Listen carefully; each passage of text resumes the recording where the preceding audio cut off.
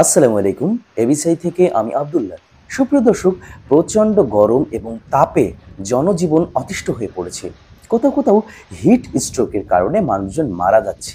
এরই ভেতর আবহাওয়া অধিদপ্তর থেকে একটি খুশির সংবাদ এসেছে। সেটা হলো, খুব দ্রুতই অর্থাৎ 2 থেকে 1 দিনের ভেতরে বাংলাদেশের বিভিন্ন অঞ্চলে প্রচণ্ড বৃষ্টিসহ শিলাবৃষ্টি হওয়ার আশঙ্কা রয়েছে এবং সেই সম্ভাবনাটা 90%। তবে চলুন আমরা জেনে নেই কোন কোন অঞ্চলে ভারী বৃষ্টি এবং সাথে শিলাবৃষ্টির সম্ভাবনা রয়েছে।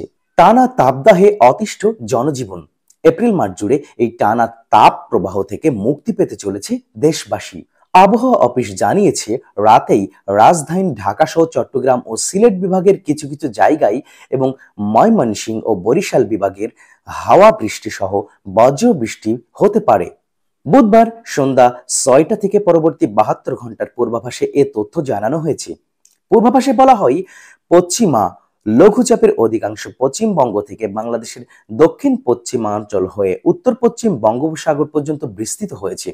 চট্টগ্রাম ও সিলেট বিভাগের কিছু কিছু জায়গায় এবং ঢাকা, ময়মনসিংহ ও বরিশাল বিভাগের 2-1 জায়গায় ঝোড়ো হাওয়া সহ বৃষ্টি, বজ্রসহ বৃষ্টি হতে পারে।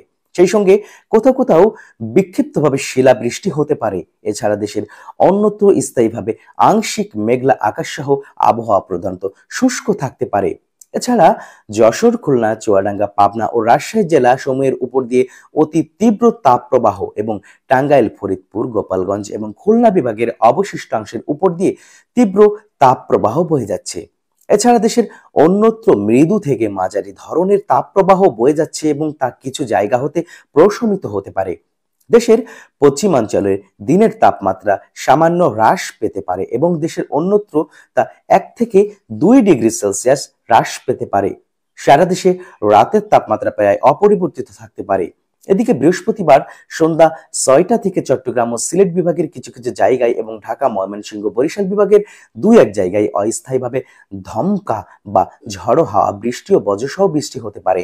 সেই সাথে কোথাও কোথাও বিক্ষিপ্তভাবে শিলাবৃষ্টি হতে পারে। এছাড়া বিরাজমান তাপপ্রবাহ দেশের পূর্বাঞ্চলের কিছু কিছু জায়গা হতে প্রশমিত হতে পারে। সারা দেশে দিন এবং রাতের তাপমাত্রা 1 থেকে 2 ডিগ্রি সেলসিয়াস হ্রাস পেতে পারে।